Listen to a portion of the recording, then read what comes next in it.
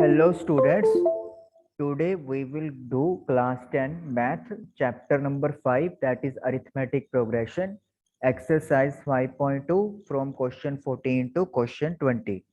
चलिए स्टार्ट करते हैं। क्वेश्चन नंबर 14 में आपको बताया गया है how many multiples of 4 lie between 10 and 250। 10 और 250 के बीच में कितने ऐसे नंबर हैं जो कि 4 के मल्टीपल हैं, यानी कि 4 के टेबल पर आते हैं। कितने नंबर का मतलब क्या हो गया है कि आपको n की वैल्यू फाइंड आउट करनी है। ओके, अब हमें पहले तो वो नंबर ढूंढना है 10 और 250 के बीच में जो कि 4 के टेबल पे आता हो। तो वो फर्स्ट नंबर कौन सा है? 12। 10 आपका 4 के टेबल पे नहीं आता, 11 और उसके बाद 12, फिर आपको 4 4 ऐड करते रहने हैं ताकि आपका एक एपी सीक्वेंस बन जाए। और ये अब कहाँ तक चलेंगे हमें देखना है। पहले चेक करते हैं क्या 250 4 के टेबल पे आता है। 24 108 जी नहीं, अगर हम लोग 250 को 4 से डिवाइड करते हैं तो हमें यहाँ पे 2 रिमाइंडर बचता हुआ दिखाई देता है। तो इसका मतलब क्या हो गया कि हमें 2 माइनस करना पड़ेगा। 2 माइनस करके वी आर गेटिंग 248। तो ये हमारे पास एपी सीक्वेंस तैयार हो गया है जिसमें फर्स्ट टर्म की वैल्यू 12 है, डी की वैल्यू a2 माइनस a1, या फिर सीधा भी आप लिख सकते हो 4 क्योंकि 4 का मल्टीपल है। n की वैल्यू नंबर ऑफ टर्म्स हमें पता करनी है और an आखिरी टर्म की वैल्यू 248 है। 250 नहीं लिखेंगे क्योंकि वो 4 के टेबल पर नहीं आता। तो अब an का फॉर्मूला आपको पता ही है, a plus n minus one into D.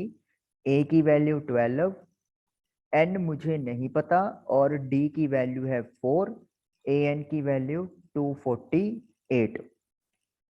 12 plus 4n minus 4 is equal to 248। 4n 12 में से 4 गया, 8 इज इक्वल टू 248। 8 आप राइट हैंड साइड लेकर जाएंगे तो वहां पे माइनस हो जाएगा, यू विल गेट 240। तो n की वैल्यू आ गई 240 divide by 4 that is equal to 60, that is 60।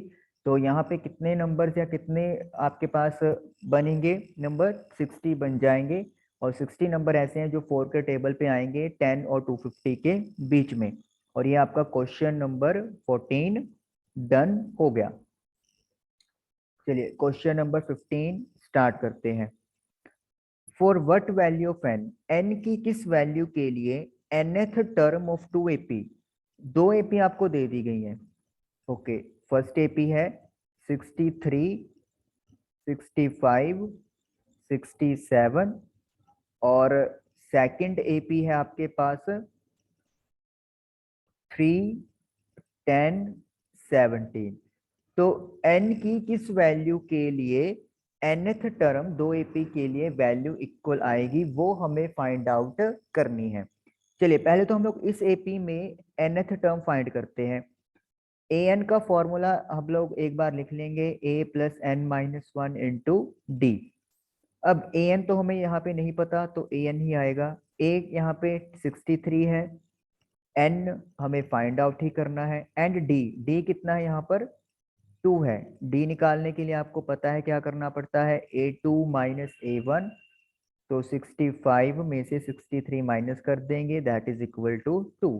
तो an की वैल्यू आ गई है मेरे पास 63 plus 2n minus 2 that is equal to 61 plus 2n। तो ये an की वैल्यू आ गई। अब सेकंड एपी में बात करेंगे। सेकंड एपी में सेम फॉर्मूला लगेगा।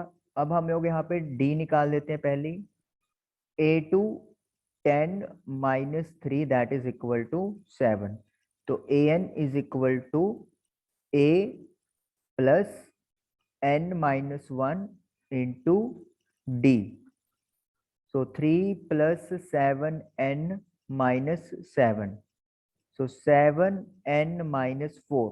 तो ये an और ये an ये आपस में इक्वल है क्योंकि उन्होंने बोल दिया है कि nth टर्म दोनों एपी की इक्वल होनी चाहिए। अगर मैं इसको ए डैश एन लिख लेता हूं तो हम लोग क्या लिखेंगे, given a n is equal to a dash n. तो ए एन की वैल्यू है 61 प्लस 2n और ए डैश एन की वैल्यू है 7n माइनस 4। एन वाले टर्म्स को एक तरफ ले आए और बाकी कांस्टेंट टर्म्स को दूसरी तरफ इकट्ठा कर लें। 2n में से 7n गया, माइनस का 5n, और 4 और 61 ऐड हो जाएंगे दोनों नेगेटिव के, तो 65 डिवाइड बाय 5, तो n की वैल्यू आपके पास आ गई 13 आ गई, और ये हमारा आंसर भी आ गया। यानी कि अगर हम लोग इन दोनों एपी की 13th टर्म फाइंड आउट करेंगे तो दोनों ही केस में ए एन की वैल्यू सेम आएगी। मैं आपको चेक भी करवा सकता हूँ।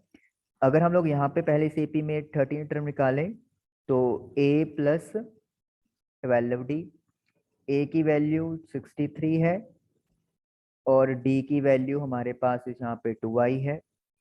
63 plus 24 that is equal to 87। अब अगर हम लोग इस एपी में बात करें, यहाँ भी मुझे 13th टर्म निकालनी है, तो a प्लस 12d, d है यहाँ पे 7, तो 3 प्लस 84। तो आप देख सकते हो यहाँ पर भी हमारे पास 87 ही आया है और कंडीशन हमारी बिल्कुल सेटिस्फाइड है, यानी कि 13 नंबर पे दोनों एपी की जो टर्म है वैल्यू वो सेम हो जाएगी। क्लियर? चलिए, now let us do question number 16। In 16th question determine the AP, AP पता करें। तो हमें एपी पता करनी है whose थर्ड टर्म इज 16। तो थर्ड टर्म आपको यानी कि A3 की वैल्यू दे दी है 16 and seventh term exceed the fifth term, fifth term से कितनी ज्यादा है, बाय 12, 12 ज्यादा है। ओके चलिए, तो हमें एपी पता करनी है। एपी के लिए आपको 3 से 4 टर्म पता कर दें तो वो सीक्वेंस लिख के आपका आंसर डन हो जाता है। तो यहाँ पे भी हम लोग ए एन का फॉर्मूला ही यूज करेंगे। तो ए एन का फॉर्मूला हमें पता है।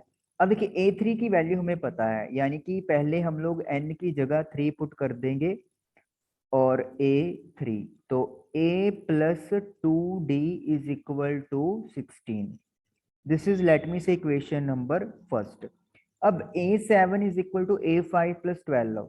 A7 को हम लोग a प्लस 6d लिख सकते हैं, एक कम कर देना चाहिए n में से, और 5 को अपन लिख सकते हैं a प्लस 4d, और 12 हमारे पास आ रहा है।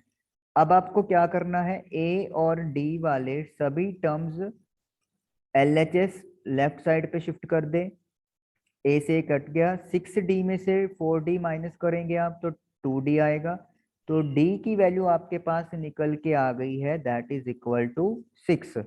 अब d की वैल्यू क्या करेंगे हम लोग, put d is equal to 6 in 1, first equation में पुट कर दें, तो a plus 2 into 6 is equal to 16। तो a plus 12 is equal to 16, तो a is equal to 16 minus 12 that is equal to 4। तो इस तरीके से आपके पास इस एपी की फर्स्ट टर्म आ गई है, दैट इज इक्वल टू 4। अब हमें एपी बनाना है, तो a आपके पास आ चुका है, दैट इज 4। A2 निकालने का तरीका क्या है, प्रीवियस टर्म में d ऐड करते हैं, तो 4 plus 6 is equal to 10। A3 निकालने के लिए क्या करेंगे आप लोग, A2 में d ऐड कर देंगे, 10 प्लस 6 इज इक्वल टू 16। एक टर्म और लिख लेते हैं, A3 plus d that is equal to 16 plus 6 is equal to 22। तो हमारे पास जो AP है वो आपकी क्या बन गई, 4 comma 10 comma 16 comma 22 dot dot dot, 3 dot से मतलब AP चलती जा रही है। तो इस तरीके से आपका क्वेश्चन नंबर 16th डन हो गया।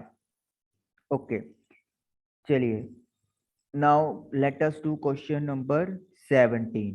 In question number 17, find the 20th term from the last। important question है, क्योंकि अभी तक आपको ऐसा कोई क्वेश्चन नहीं आया जहाँ पे आपको कोई टर्म पता करनी हो फ्रॉम द लास्ट। तो ये आपके लिए क्वेश्चन आया है कि लास्ट में से 20 टर्म फाइंड करें, और एपी आपके पास गिवन है 3, 8, 13 और लास्ट टर्म है 253। तो इसको ऐसे क्वेश्चंस को करने के लिए सबसे पहले को क्या करना पड़ता है, एपी को रिवर्स कर दें। फर्स्ट स्टेप में क्या करेंगे, रिवर्सिंग द एपी। रिवर्स का मतलब क्या होता है, जो आपकी लास्ट टर्म है उसको आप फर्स्ट बना दें 253, और जो आपके पास फर्स्ट टर्म होगी उसको लास्ट बना दें।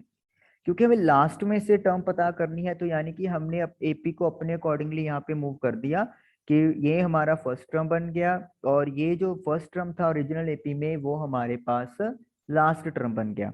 दूसरा स्टेप क्या है, डिफरेंस कैलकुलेट करना। अब डिफरेंस कैलकुलेट करने के लिए आपको करना क्या पड़ेगा, आखिरी दो टर्म्स को उठा लेना है और लास्ट में से उससे प्रीवियस वन वाली टर्म को माइनस कर दें। जी हाँ, 3 में से 8 गया 5 और विद नेगेटिव साइन। तो आई थिंक आपको ये दोनों स्टेप क्लियर हो गए होंगे। पहले स्टेप में तो क्या करना है, आप लोगों को एपी को रिवर्स कर देना है। दूसरे स्टेप में कॉमन डिफरेंस निकालना है, और निकालने के लिए कॉमन डिफरेंस क्या करेंगे, आप लास्ट टू टर्म्स को माइनस करेंगे। पहले आपने सबसे लास्ट वाली टर्म लिखनी है, उसके बाद उससे सेकंड लास्ट या प्रीवियस टर्म लिख के माइनस करनी है। अब आपके पास सिंपल फॉर्मूला है ए एन का, a plus n minus one into d is equal to a n. तो ए की वैल्यू अब 253 हो जाएगी। ध्यान रखना है, अब आपके पास एपी ये वाली बन गई है, नहीं ए वाली अब एपी का कोई रोल यहाँ पर नहीं आएगा। एन 20th टर्म फाइंड करनी है, डिफरेंस मेरे पास -5 है, और ए एन यानी कि A20, 253 19 बन जाएगा, और 19 की मल्टीप्लाई हमें करनी पड़ेगी -5 से। चलिए 253, 19 इंटू 5 95, तो 253 में से 95 गया 158। तो 20th टर्म की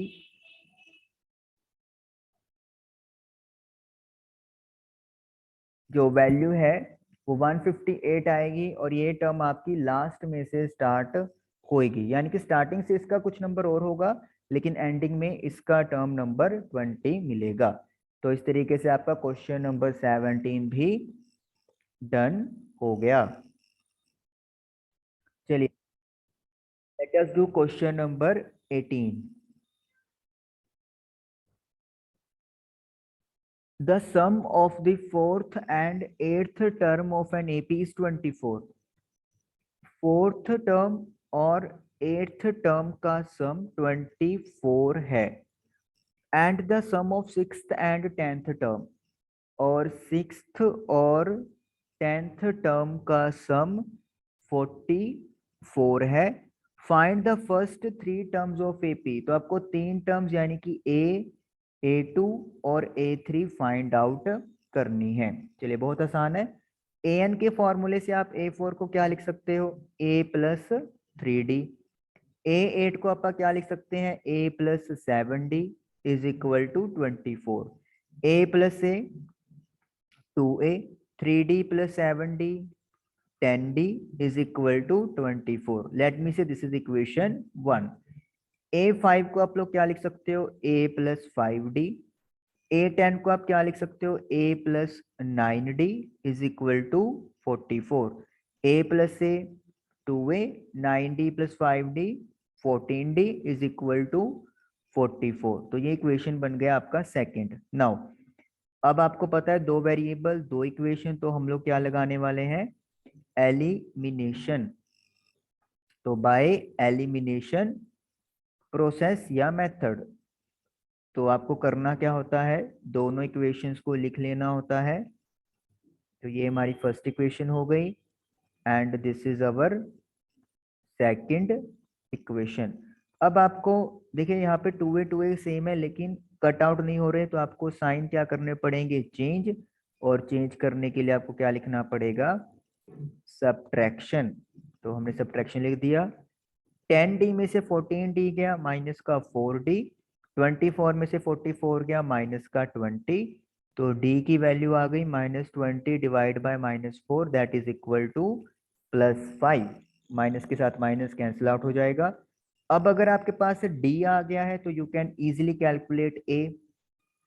put d is equal to 5 in, चाहे 1 में पुट कर दें चाहे 2 में पुट कर दें। 2a plus 10 multiply by 5 is equal to 24। 10 into 5 that is equal to 50।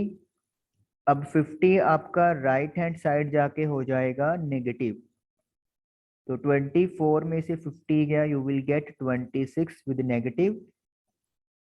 जो 2 है वो डिवाइड में चला जाएगा, so you are getting minus का 13। अब आपको यहाँ पे 3 टर्म्स फाइंड करनी है, तो a की वैल्यू आ गई है माइनस का 13। a2 आपको निकालना है तो फर्स्ट टर्म में d ऐड कर दे, तो माइनस का 13 plus 5 that is equal to minus का 8।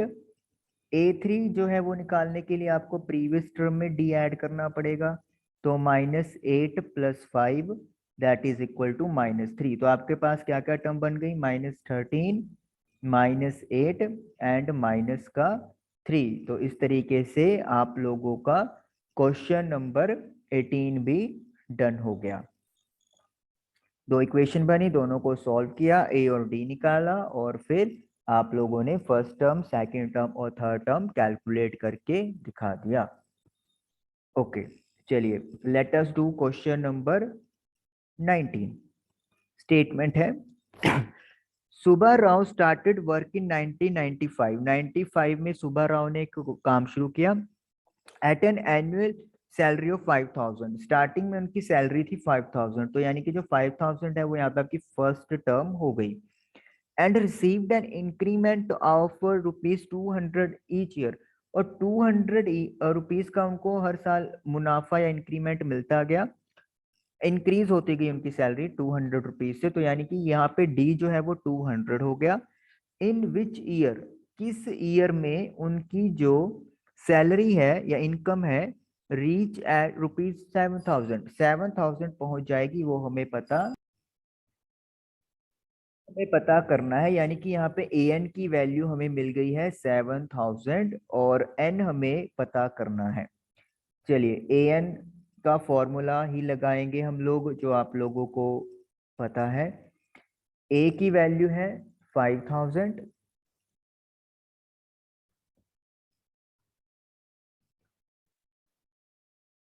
प्लस n-1, डी की वैल्यू 200 है और ए एन की वैल्यू 7000 है। तो 5000 plus 200n minus 200 is equal to 7000। 5000 में से 200 माइनस करेंगे तो we will get 4800 is equal to 7000। 4800 को राइट हैंड साइड शिफ्ट करेंगे तो इट विल बिकम नेगेटिव, और ये आपको मिलेंगे 2200। तो n की वैल्यू 200 से अब आप लोग इसको डिवाइड कर दोगे, सो आई एम गेटिंग 11। यानी कि 11th ईयर में उनकी जो सैलरी है सुब्बा राव की वो 7000 हो जाएगी। और अगर हम लोग 11th ईयर वैसे काउंट करेंगे तो वो क्या आएगा, 95 96 97 98 99 2000 1 2 3 4 5, यानी कि 2005 में उनकी सैलरी 7000 हो गई होगी। ओके, चलिए 11th year, not years, year. Let us do question number 20. Ramkali saved ₹5 in the first week of a year. किसी साल के शुरुआत में फर्स्ट वीक में रामकली ने ₹5 सेव किए, तो यानी कि ए की वैल्यू हो गई है 5। देन इंक्रीज्ड हर वीकली सेविंग बाय 1.75 रुपीज, और फिर उनकी जो सेविंग थी वो उनको वो बढ़ाते गए हर वीक 1.75 पैसा से। if in the nth week her weekly saving becomes 20.75, और किसी हफ्ते में उनकी जो सेविंग है वो ऐसे करते करते कितनी पहुंच गई 20.75, यानी कि इतने रुपए उन्होंने सेव किए उस हफ्ते में। तो we have to find N.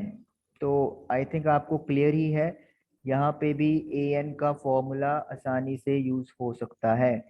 First week में 5 रुपीज, एन पता नहीं, डी इज 1.75 और एनथ वीक में कितने रुपए की सेविंग की 20.75। तो 5 plus 1.75 n minus 1.75 equal to 20.75। 5 में 1.75 माइनस करेंगे तो we will get 3.25 plus 1.75 n 20.75। तो 1.75 n is equal to 20.75 minus 3.25। Now इनमें जब आप माइनस करोगे तो यू विल गेट 17.50। तो 17.50 को डिवाइड करेंगे 1.75 से। अगर आप पॉइंट हटाते हो तो पॉइंट हटा के नीचे क्या लग जाएगा 100, और सिमिलरली अगर आप 1.75 का पॉइंट हटाओगे तो ये ऊपर 100 आ जाएगा, कैंसिल आउट हो गया। तो आप देख सकते हो 10 आपका कट के आ जाएगा। तो यानी कि 10th वीक में जो सेविंग है वो कितनी हो जाएगी 20 रुपीज 75 पैसा, और यही आप लोगों ने फाइंड करना था। और इस तरीके से हमारा 20th क्वेश्चन डन हो गया। और इसी के साथ हमारी एक्सरसाइज 5.2 भी फिनिश हो गई। आई होप कि आपको एक्सरसाइज समझ में आई होगी, इसको रिवीजन में ज़रूर करें। Thank you for watching the video.